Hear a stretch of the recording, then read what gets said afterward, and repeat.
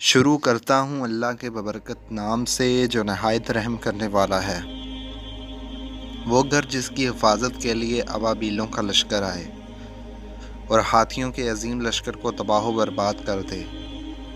وہ گھر جس کی حفاظت دنیا کی تخلیق سے ہی کی جا رہی ہے۔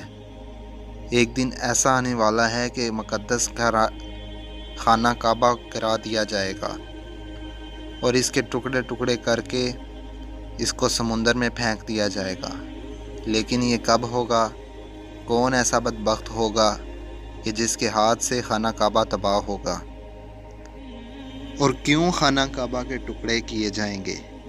ناظرین گرامی، تاریخ اقوام عالم کے مطالعے سے پتہ چلتا ہے کہ خانہ کعبہ اور حرم شریف بہت سے سانحات سے متاثر ہوتا رہا ہے۔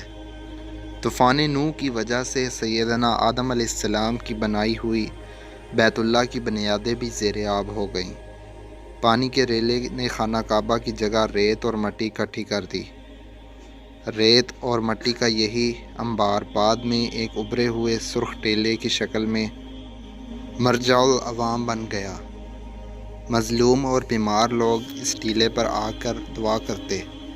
حج کے لیے بھی لوگ اسی ٹیلے پر آتے۔ یہ عمل حضرت ابراہیم علیہ السلام کی تعمیر تک جاری رہا۔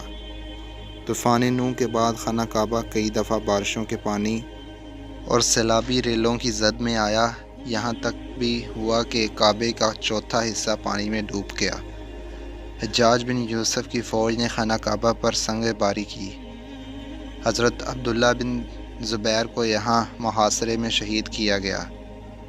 بحرین سے کرامتہ آئے اور حجر اسود نکال کر لے گئے۔ 20 سال سے زائد عرصے تک کعبے کا طواف حجر اسود کے بغیر ہوا۔ تاریخ ابن خلدون میں ہے کہ اموی جنرل حسین بن نمیر نے کوہ ابو قیس اور کوہ کیکیان پر منجنیقیں نصب کر کے خانہ کعبہ پر سنگ باری کی۔ سنگ باری اتنی شدید تھی کہ کوئی شخص طواف نہ کر سکا۔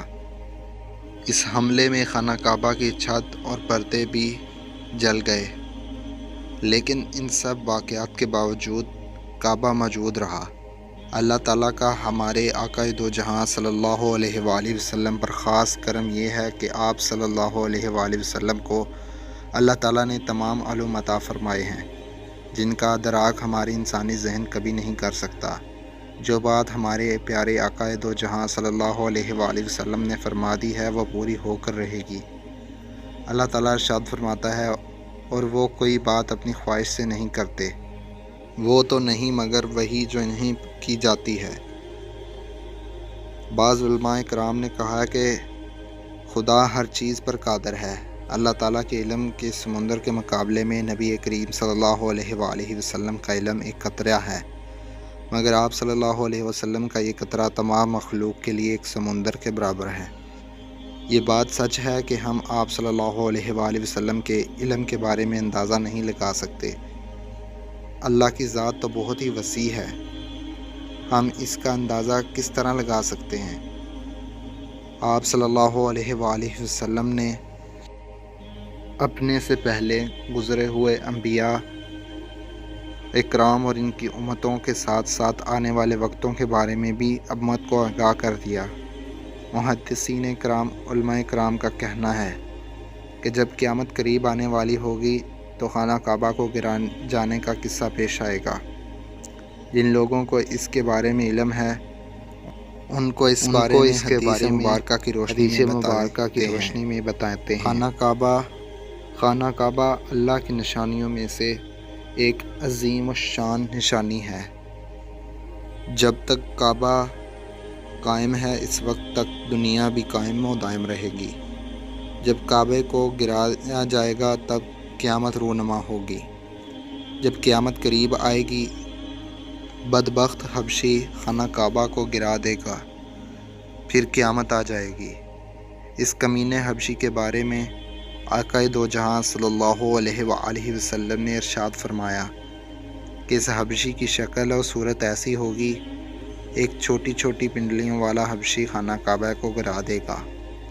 جبکہ بخاری شریف میں لکھا ہے کہ حضرت محمد सल्लल्लाहु अलैहि वआलिहि वसल्लम ने इरशाद फरमाया कि गोया मैं उस हबशी को देख रहा हूँ कि वो काला और चौड़ी टांगों वाला है, काबे के पत्थर और ईंटों को उखाड़ उखाड़ कर फेंक रहा है। बुखारी शरीफ में है कि क़ुर्ब क़यामत के वक्त हज़रत ईसा अलैहिस्सलाम के बाद जब लोगों के सीनों में से कुरान पाक अल्लाह ताला उठा लेगा तो फिर इसके बाद वो बदबख्त हबशी खाना काबा को गिराएगा। इस हदीस में अंज का ज़िक्र है, और अंज वो है जो अकराता हुआ चलते या इसके दोनों पंजे तो नज़दीक रहें और दोनों एड़ियाँ में फासला रहे।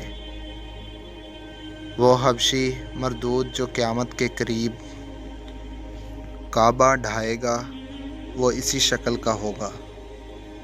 दूसरी रवायत में है कि इसकी आंखें नीली, नाक फैली हुई होगी, पेट बड़ा होगा, इसके साथ और लोग होंगे।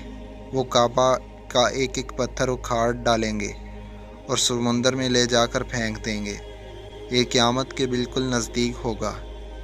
यहाँ ये बात भी जहन में रहे कि इन क़यामत की निशानियों से मुतल्लिक़ रवायात में चंद एक मामलात और शख्सियात को छोड़कर इनका वक़ू होने का वक्त, हालात, शख्सियात तो अक़वाम आलम का मामला काफ़ी मुबहिम है और वाज़ेह नहीं है कि इस पर कोई हतमी राय दी जा सके कि कब कौन कैसे खरूज करेगा वगैरह।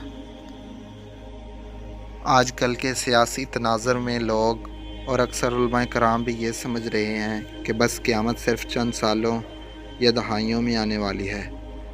काबा और मस्जिद नबवी को यमन या ईरान की जंगजू तबाह कर देंगे या ख़ुद ज़मीन में धंस जाएंगे। आइंदा चंद सालों में इमाम मेहदी और हज़रत ईसा अलैहिस्सलाम का नुज़ूल हो जाएगा। बरमुदा ट्रायंगल से दज्जाल नमूदार हो जाएगा और फितना फैलाएगा। यहूदियों और ईसाइयों और मुसलमानों की आपस में जंग होगी जो बस चंद दिनों की दूरी पर है वगैरह। हकीकत ये है कि ये सब क़यास आराइयाँ सादा लोहे अवामुन नास को महफूज करने और अमलो जिहाद से दूर करने के लिए की जाती हैं। अगर गहरी निगाह से देखा जाए तो बड़े बड़े फितने तो कई सदियों पहले ही रूनुमा होने शुरू हो गए थे। कितने ही लोगों ने महदी होने का ड्रामा रचाया। कितनी ही दफ़ा मुसलमानों और यहूदियों ने सारा में बड़ी जंगें हुई। कितनी मरतबा किबला अव्वल फ़तह हुआ। कितनी मरतबा किबला अव्वल पर यहूदियों का कब्ज़ा रहा। कितने मरतबा दज्जाल नमा इंसान पैदा हुए, लेकिन इसका ज़िक्र क़ुर्ब क़यामत के सिलसिले में नहीं होता। सिर्फ़ 20वीं 21वीं सदी के सियासी मामलात व वाक़यात को ही करीब क़यामत समझ लिया गया है, जबकि नबी करीम सल्लल्लाहु अलैहि वसल्लम का एक फरमान के मुताबिक आपकी वफ़ात के बाद का सारा ज़माना क़ुर्ब क़यामत ही है, चाहे कितनी सदियां बीत जाएं। लिहाजा उलमा को चाहिए कि आजकल के सियासी प्रोपेगेंडा से मुतासिर होकर इन अवामुन नास को महफूज करने की बजाय इनकी नेक अमाल व जहाद फ़ी सबीलिल्लाह को अल्लाह ताला से दुआ है कि अल्लाह ताला हमको नेक काम करने की तौफ़ीक़ अता फ़रमाए। आमीन।